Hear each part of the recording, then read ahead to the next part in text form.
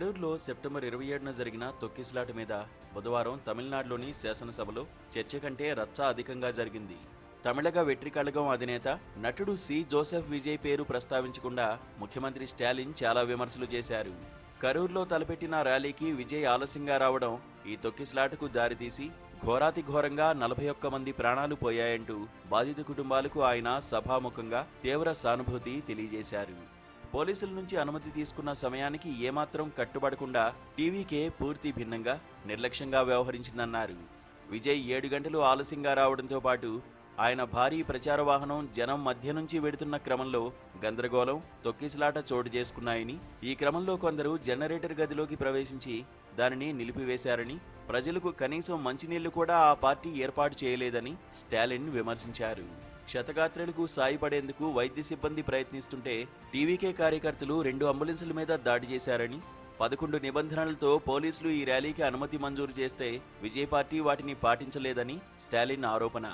ఈ దారుణం జరగకుండా నివారించాల్సింది ప్రభుత్వమేనని, స్టాలిన్ తన వైఫల్యం ఒప్పుకోవాల్సిందేనంటూ అన్నాడీఎంకే సభలో టీవీకేని, విజయ్ని సమర్థించుకుంటూ వచ్చినందుకు ముఖ్యమంత్రికి మా చెడ్డ కోపం వచ్చింది. మన విపక్షం మరో పార్టీ పక్షాన ఇంతగా ఎందుకు గొంతు చించుకుంటున్నది అంటే పొత్తు కోసం. ఏది జరిగినా అధికారం మళ్లీ మాదేనంటూ స్టాలిన్ ప్రకటించారు.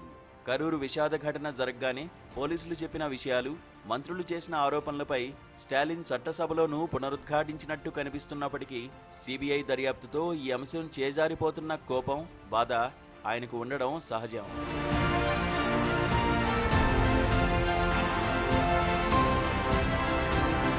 సుప్రీంకోర్టు సోమవారం తీసుకున్న నిర్ణయం మీద విభిన్నమైన అభిప్రాయాలు, విశ్లేషణలు సాగుతున్నాయి.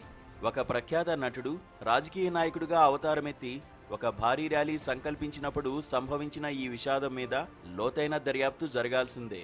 అంచనాలను మించి జనాన్ని పోగేస్తున్న నిర్వాహకులు, అనుమతులు ఇచ్చిన ప్రభుత్వ వ్యవస్థలు బాధ్యతగా వ్యవహరించింది లేనిది తేలవలసిందే.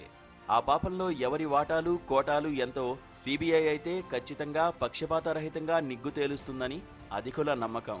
దీనికి తోడు సిబిఐ జరపబోయే ఈ దర్యాప్తు పర్యవేక్షణకు సుప్రీంకోర్టు మాజీ న్యాయమూర్తి అజయ్ రస్తోగి నేతృత్వంలో 3 సభ్యుల కమిటీని కూడా సర్వోన్నత న్యాయస్థానం నియమించినందున అటు కేంద్రం, ఇటు రాష్ట్రం ప్రమేయం ఉండదని ఓ నమ్మకం.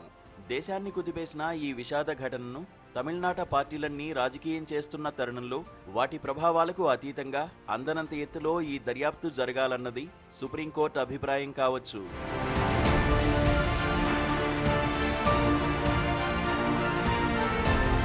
అయితే సుప్రీం నిర్ణయం మీద మద్రాస్ హైకోర్టు వైఖరి అధికంగా పనిచేసినట్టు కనిపిస్తోంది.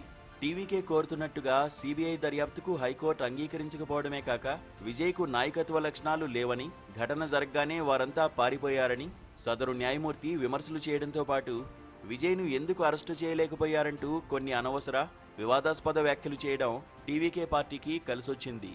రాష్ట్ర పోలీసుల మీద తమకు నమ్మకం లేదని, అది నియమించిన విచారణ కమిటీ తమకు వ్యతిరేకంగా పనిచేస్తున్నదని ఆరోపణలు చేస్తూ సిబిఐ దర్యాప్తును కోరుతున్న టీవీకే పార్టీ హైకోర్టు తీర్పును కూడా బూచిగా చూపడం, దానిని సుప్రీంకోర్టు అంగీకరించడంతో అంతిమంగా విజయవాదనే నెగ్గింది. ఇప్పటివరకు రాష్ట్ర స్థాయిలో జరిగిన దర్యాప్తును అధ్యయనం చేసి అందులో తీవ్రమైన లోటుపాట్లు ఉన్న పక్షంలో సిబిఐ గురించి సర్వోన్నత న్యాయస్థానం ఆలోచించి ఉంటే బాగుండేది. కానీ విషాదానికి కారకులైన వారే తమకు ఏ విధంగా న్యాయం జరుగుతోందో చెప్పడం, తాము కోరుకున్న దానినే చివరకు సాధించుకోవడం విచిత్రం.